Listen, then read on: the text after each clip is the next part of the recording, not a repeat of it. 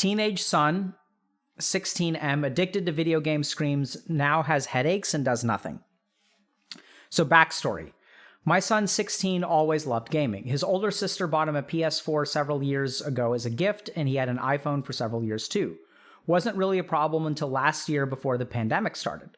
Then he started missing school because he wasn't feeling well, was hard to wake up, seemed moody. We finally figured out that it was because he wasn't going to bed at a good time, staying up late, playing games, or watching stuff on his phone. Grades started to suffer as a result too. The pandemic hit and he pretty much gave up on school for the rest of the semester, only doing the bare minimum. Summer came and we didn't change things up too much. His mother and I are divorced and he spends part of the week with me. Part of the week with me and part of the week with her. In the fall, we decided to keep him home and do homeschooling because of the pandemic. That only lasted a month or so before he fell back on his old habits. I grounded him from his PS4 and Switch. His iPhone had broken by this point, so he didn't have a cell phone any longer. We'd been working with a therapist for my grandson, so we talked to her about my son. She suggested that he start earning back his privileges, but he had to admit to what caused the loss of privileges and come up with ways to earn them back. He refused.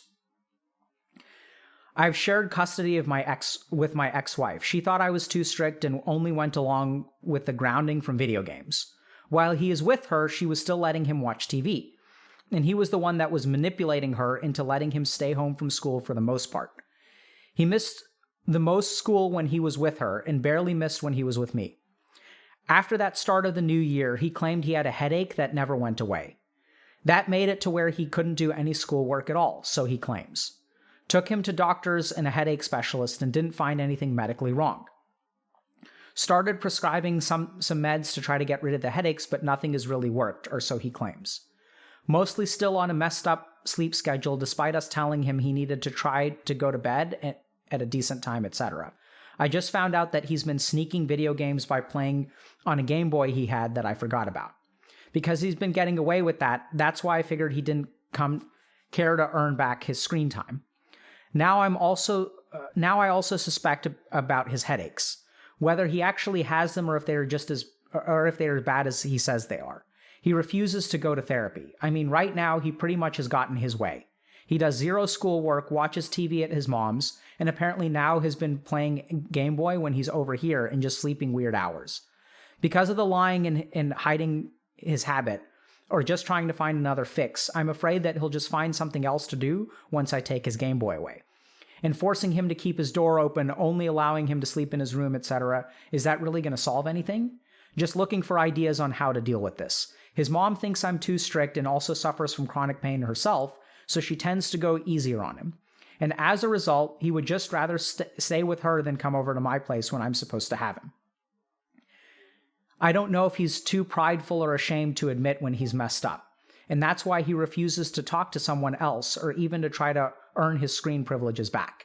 He also feels he's treated unfairly because his older brother had way more freedom in that we didn't regulate his screen use as much, but he was getting good grades, working a job, and having extracurriculars. I've told my son that he would have the same freedom, but he would have to show me he could be responsible too, and clearly his addictions to screens was affecting the rest of his life. Is it time for even more hard love and more punishment/monitoring? I can monitor him when I'm awake, but all bets are off when I'm in bed or when he's over at his mom's. We've tried to get him to do other things with us, but he refuses for the most part. Okay. What do y'all think about that? So let's start by analyzing the post a little bit, and I'm going to point out some language to y'all, okay? And I think this post is a prime example of like how we try to work at Healthy Gamer. So the first thing is that son has always loved gaming, okay? Wasn't a problem until the pandemic. This is going to be important, right? Wasn't feeling well. We finally figured it out. Okay? So, dad thinks he has an answer. And then grades started to suffer, the pandemic hit. He pretty much gave up on school, only doing the bare minimum. Okay, there's divorced parents. That's an important piece. I grounded him. So dad, once again, so dad is like, I'm going to ground you because I figured it out and gaming is the problem. So you're going to punish him, right? So we had been working with a therapist for my grandson. She suggested that he start earning back his privileges, but he had to admit what caused the loss of his privileges. He refused, so doesn't want to do therapy. But there may be a good reason for that. Why are people resistant? So shared custody with ex-wife. This is going to be important. She thought I was too strict.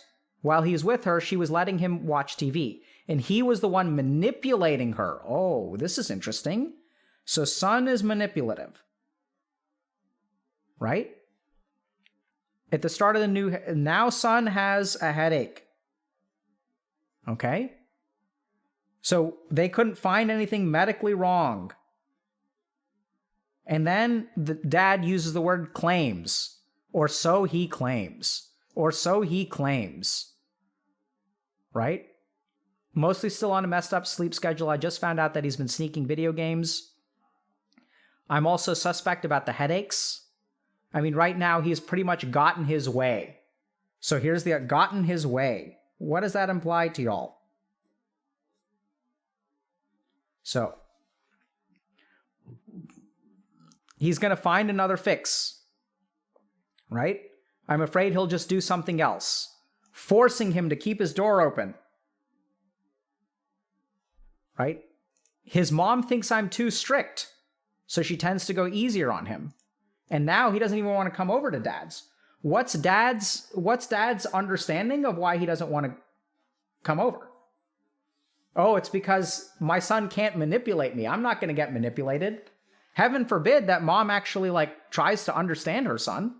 That couldn't be it. Maybe son actually really likes mom's place, not because she lets him manipulate her, but because she has empathy and tries to support him. I don't know if he's too prideful or ashamed to admit when he's messed up. I think that there's a third option here as well. Maybe he hasn't messed up, right? Because when did these problems start? They started during the pandemic. And that's why he refuses to talk to someone. I don't know if he's too prideful or ashamed. So this is the crux of our program. So if you don't know what's going on with your kids, why don't you ask them? Here's a crazy idea.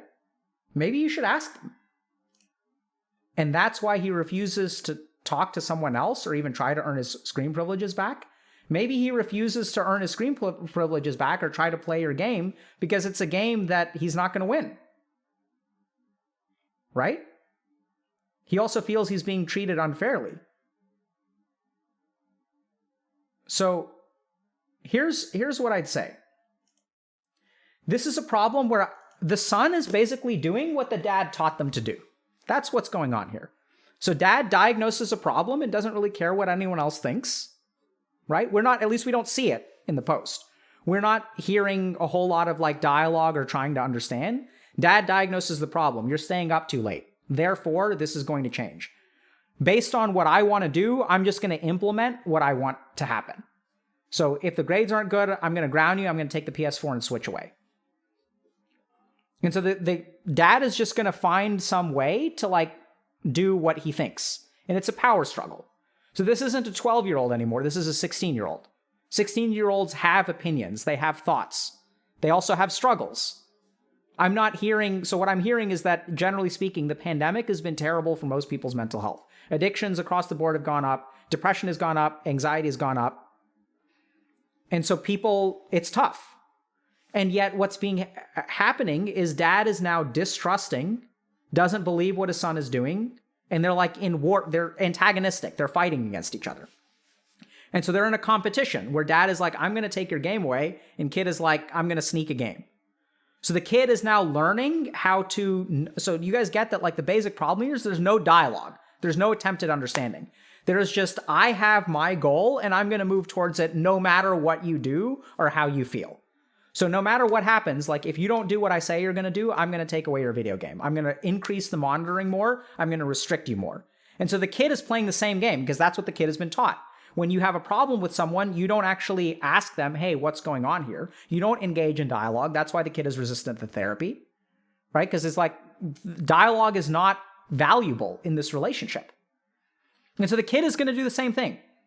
So dad is like, I'm going to find a way to get to where I think this relationship needs to go. That's the overarching approach that dad has. It's not about understanding what's going on with the kid. It's all about, this is what you need. The problem is the sleep schedule. The problem is the video game. So let me take that away. Let me take that away. Let me take that away. Let me fix it. Dad is a fixer. And as dad has fixed more and more things, what's happened? Started out with like doing the bare minimum. Now the kid has headaches and can't do any schoolwork. Good job, dad. Did a good job, right? Because the more you're fixing the problem, the worse things are getting. Like, what do you think about that? It's interesting.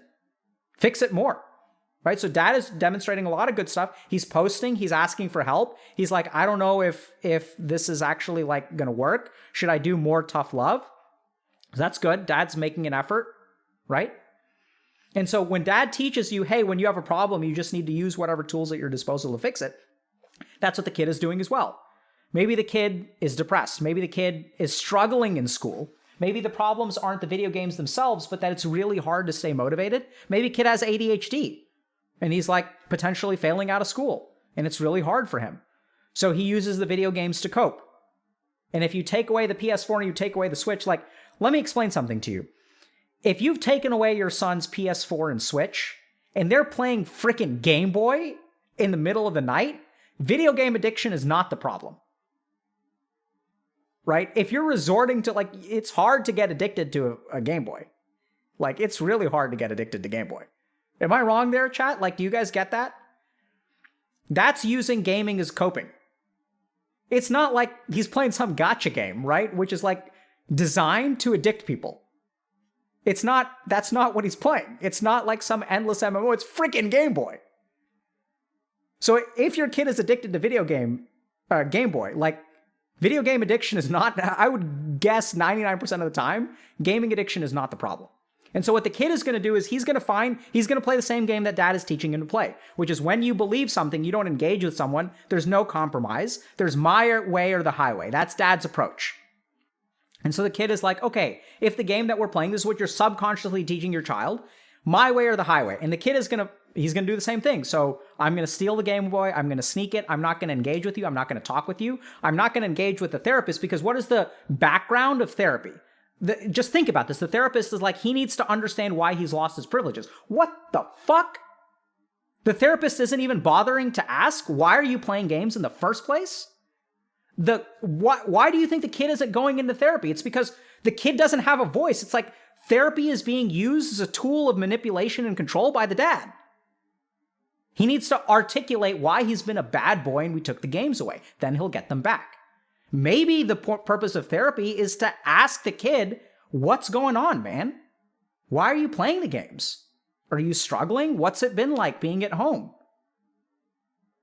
Like, maybe start there. Maybe start by actually engaging with your child and asking them, what's going on with you? It seems like you're struggling. Can I help? Maybe ask your kid, can I help? Instead of, here, let me fix it for you and punish you with a side of punishment. Here's a main course, here's a fix-it burger with a side of punishment. Maybe ask, can I help? What's going on? Try to understand. Because now the kid has figured out the trump card, okay? Psychosomatic illness. So I've seen this so much. So like, I arguably I specialize in a lot of things, but I'd say like at some point, 30 or 40% of like the referrals that I got were people with psychosomatic illness. So psychosomatic illness is like one of these things where there's some kind of symptom, and we'll talk about this in a second. There's like some kind of symptom or like illness that like can't be medically explained. So headaches are a good example of this. Brain fog is another good example of this. IBS or irritable bowel syndrome. POTS, postural orthostatic tachycardic syndrome is another good example of this. Various autoimmune conditions. Fibromyalgia, CRPS, complex regional pain syndrome, like eczema, headaches. Like these are all things that are psychosomatic in nature. And so what happens is when the mind suffers and has no coping mechanism or outlet for that suffering, it manifests in the body, right? There's even like physiologic evidence for this. We'll go, if you guys want to hear about that, we'll talk about that in a second. The mechanism through which these things happen. And so as the parent takes away the coping mechanism, you're taking away the copium and punishing them more, right? Then this conflict between like mom and dad. And then the kid starts getting sick. I've seen this like 1,000 times. And now the kid's got the trump card. The kid doesn't want, it's not about video games. The kid doesn't want to go to school. The kid is afraid that he can't go to school. The kid is maybe in love with someone that doesn't like them back.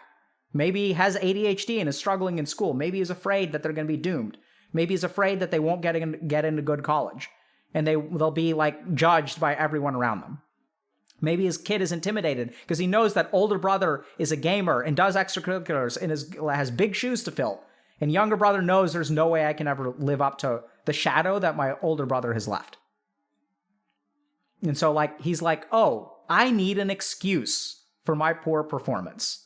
So now I'm medically unable. I can't do homework anymore. Headache. The kid is going to win this game. This is something that the parents need to understand. The kids are going to win. They're going to win.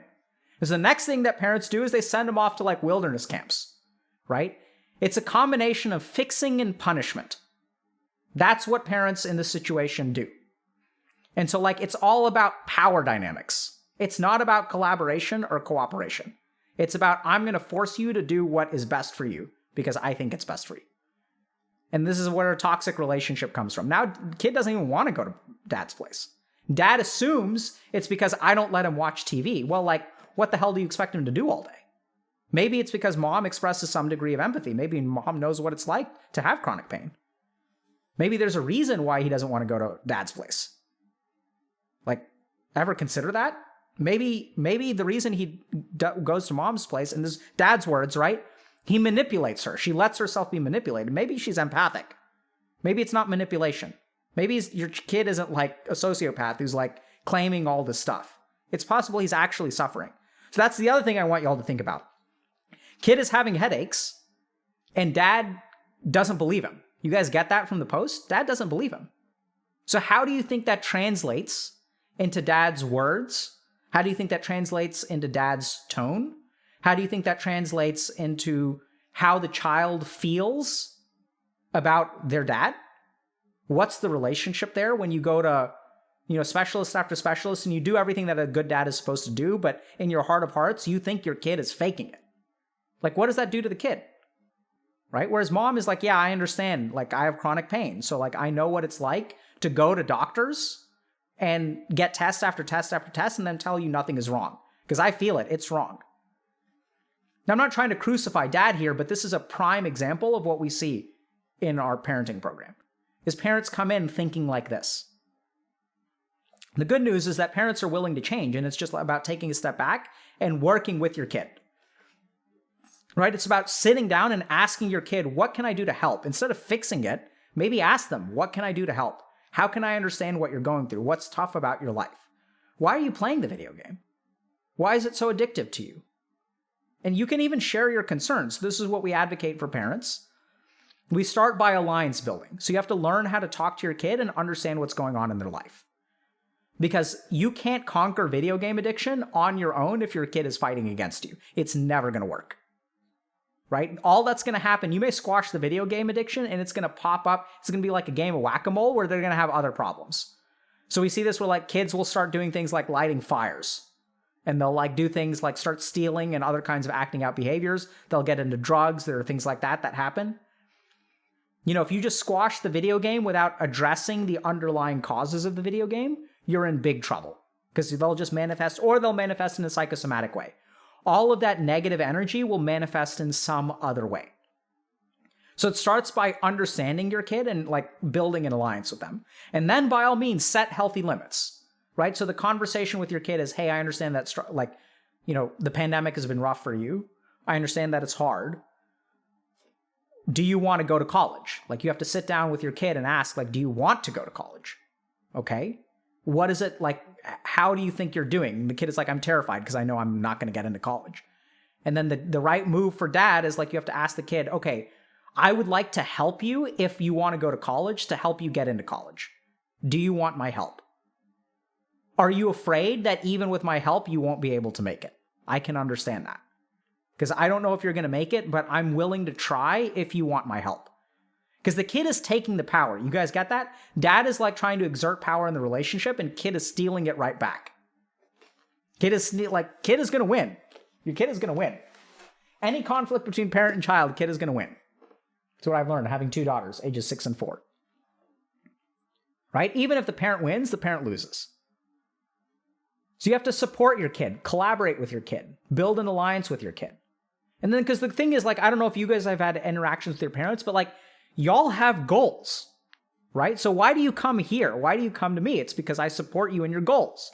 I don't tell you you're dumb for feeling a certain way, or sometimes I do, right? So I called this one guy a real life smurf. Like, that wasn't the nicest thing to say, but like, you say it with compassion, you say it with the goal of help, and the person's asking for help. So as a parent, you have to you support people in what they want to do. And like, this is the cool thing about our program is like, when parents do this, it's amazing. It's like transformative. So we've had we had one kid who, so the kid had confidence problems. So he played a bunch of video games. So we dad learned how to talk to his kid. Dad was like, hey, what do you think about learning jujitsu? Kid is like, yeah, that's dope. When my friends were playing video games, I was studying the blade, right? And so then here's a pro level question. If you guys want pro level question we teach our parents to ask. So you say you want to learn jujitsu. So next week, when we sign you up for jujitsu class and it's time to go, and you tell me that you don't want to go and you change your mind, do you want me to listen to you? So when you tell me you don't want to go next week, because I have a feeling that could happen, I just want to know, what do you want me to do? Do you want me to hold you accountable to what you want now? And do you want me to try to force you to go?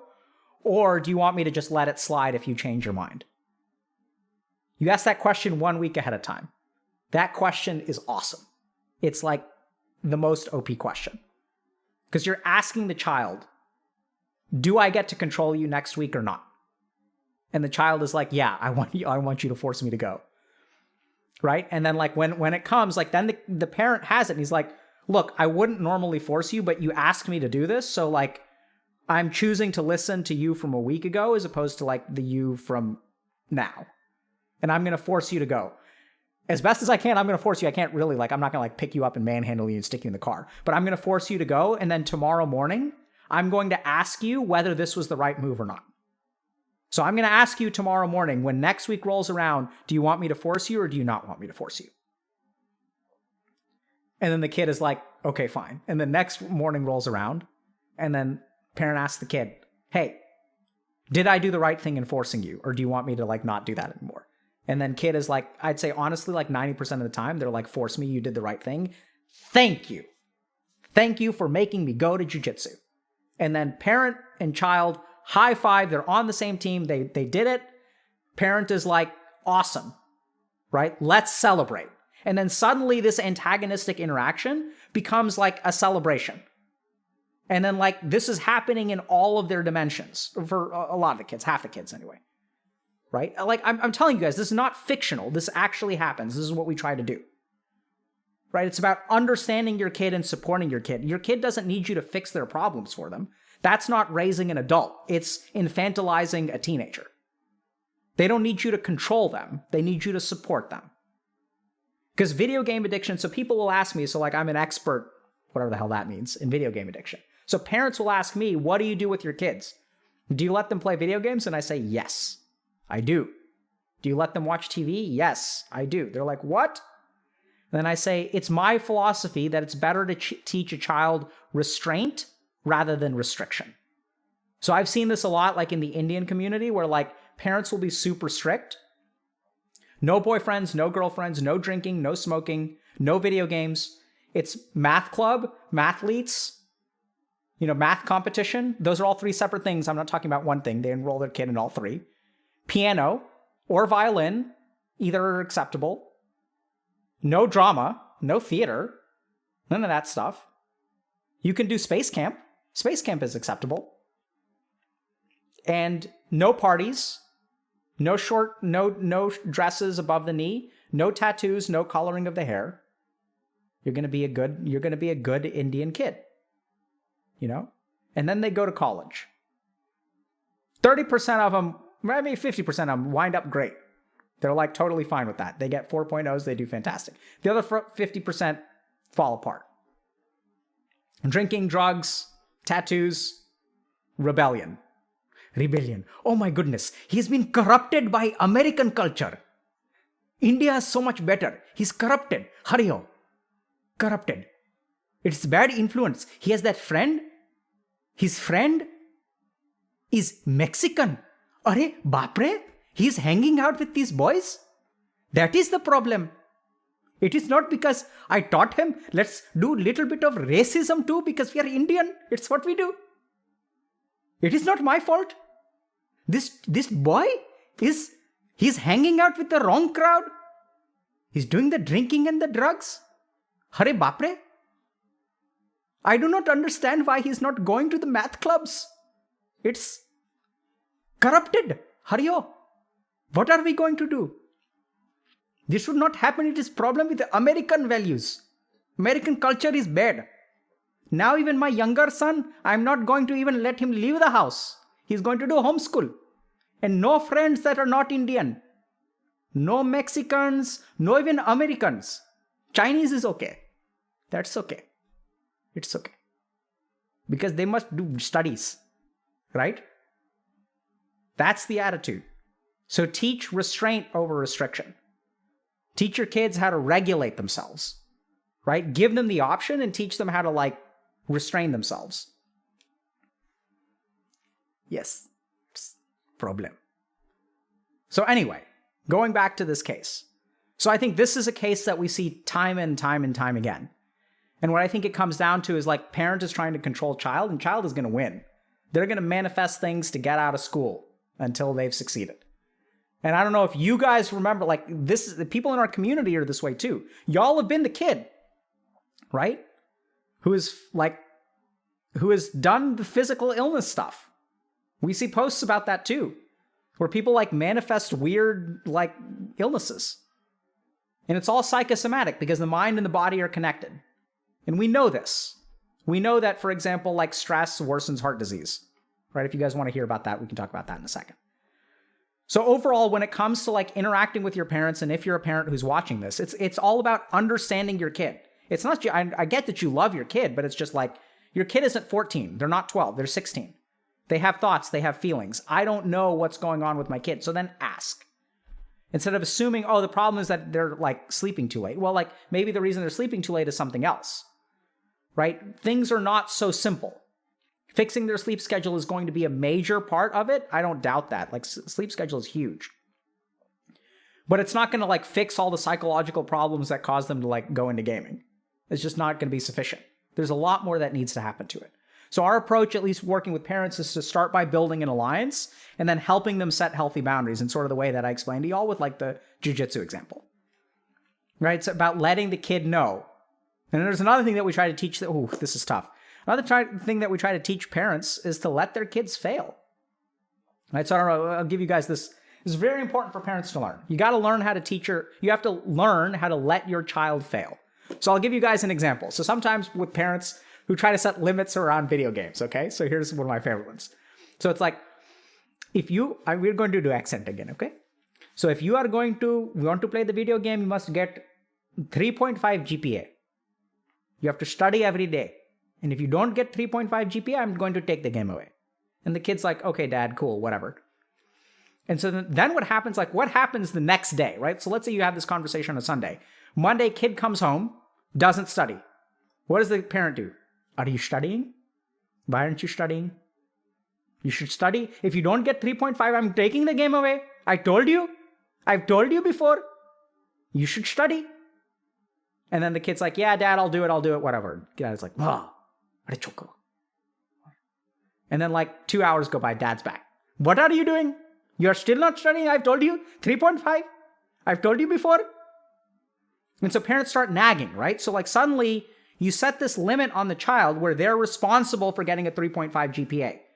But who's actually taking the responsibility? You're laying the theoretical responsibility on the kid, but you are taking the responsibility as a parent. You're nagging them. Hey, I want you to succeed. Don't fail. I can't let you fail. Like, even though I said that you can handle it and you said you can handle it, now I'm not going to let you handle it. I'm going to intercede on your behalf. And I've heard this from kids where, like, you know, parents will set limits and like the parent will be like, do you want me to remind you to do your homework? And the kid's like, no, I can handle my homework myself. I don't need you to stop nagging me, mom. Stop nagging me. It's like, stop doing it. I'm 16 years old. I'm basically an adult. I can take care of myself. And then the parent takes a step back, and then kid gets a D. And what does kid do? Get pissed at the parent. Why didn't you remind me, mom? Oh my God, I forgot. And it's your fault that I forgot. It's your fault. You didn't remind me. You were supposed to remind me. No, I wasn't. Right? So this is the problem. If you're going to give your kids the responsibility, give them the responsibility. You got to let them fail. Or don't give them the responsibility. You can't have it halfway. So letting the parents let their kids fail, teaching the parents how to let their kids fail is one of the most important things that we offer. And it's hard. Believe me, it's hard. Because if he gets a C, oh my goodness, he's not going to get to Harvard or Yale. Oh my goodness, his future is destroyed. We will not be able to find a good girl. I want to have Ivy League daughter-in-law. Educated but not too educated. Son must be more educated, right?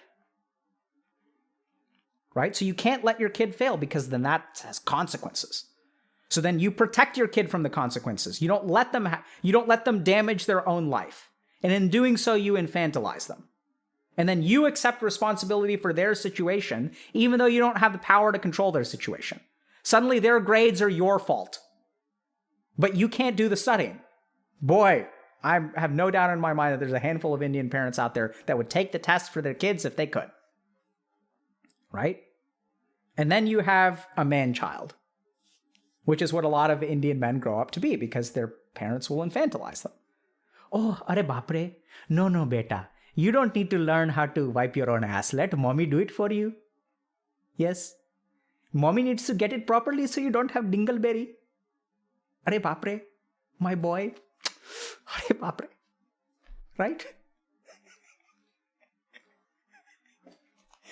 All right. So if parents are watching that, they can Google what. Anyway. Let mommy do it for you. Are beta. All right. All right. So you gotta let your kids fail, right? So like getting to that process, and this is the cool thing is oftentimes once they know that you're not there, or what's gonna happen is they'll ask you for their help, and it's just like what I was saying earlier about like let them ask you for your help. So it's like the jujitsu thing where you ask them, hey, do you want me to do this for you? You have to have them ask you for it, right? They have to understand. You can't force your help on them because they're going to reject it anyway. Like the dad is doing everything right in a sense, right? He's like trying to get his kid into therapy. He's like taking away the game. He's like sort of setting a regular sleep schedule. He's doing everything right. But the kid is fighting him every step of the way. So this is what we've learned at HG is like, if your kid is fighting you every step of the way, it's not going to work. It just doesn't work. And the first step is that you and your kid, like, I don't know if you guys get this, but if someone in your life has an addiction, they have to be trying to kick it in order to kick it. You guys get that? Like, you can't make an alcoholic sober from the outside. Like, they have to want to be sober. And even then, it's an uphill battle with all of the support and all of the resources because you're dealing with an addiction. And parents are out there trying to fix these problems for their kids instead of working with their kids because it's just not going to work. Right? And so we try to do this kind of stuff. I don't know if this stuff was relatable to y'all or not, but I mean, this is the big thing. And speaking of which, we were talking about evolution earlier. I think parents have a higher, how can I say this? Our society has evolved where old styles of parenting are insufficient. So my parents never talk to me like the way that we teach, kids, the way that we teach parents to talk to kids. This level of communication has not been necessary in the past. For whatever reason, I'm not quite sure. Maybe it was. I don't know. But it's been my experience that the challenges that kids face now, like for example, the pandemic, with depression getting worse, suicide remaining basically stable, anxiety getting worse, video game addiction rates are climbing through the roof. I think they're close to like 11% of the population now, which is, not 11% of the population, 11% of people under the age of 18. So that's twice as bad as alcoholism. It's like staggering. So stuff is getting worse. And I think parents, unfortunately, like just being a good parent is no longer sufficient. The world that kids are growing up in, case in point with our case with the person who doesn't know how to go outside. There are so many basic things about the world that has changed, and we have to change with it. Parents have to change with it. We as kids have to change with it, right?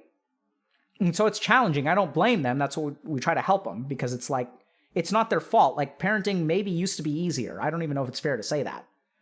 But the problems that parents used to face were different. Now it's like, you've got to, it is, I do think things are more challenging, because back in my day, video games were not designed by like psychologists and behavioral economists, right? They were designed by like, I guess people in Japan who thought that Italian plumbers make good heroes. And then instead of like dragons as enemies, we're going to have a turtle.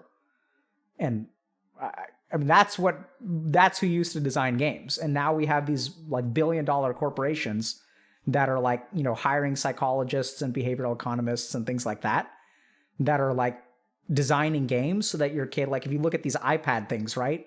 Like kids used to spend like hundreds of dollars on the iPad without their parents even knowing. That's how things are designed. So I do think it's an uphill battle, and I don't blame parents. Like I was kind of harsh on this dad, which is a little bit unfair. It's sort of not the dude's fault, but I think he's kind of screwing up, so have some compassion, but also hold people accountable.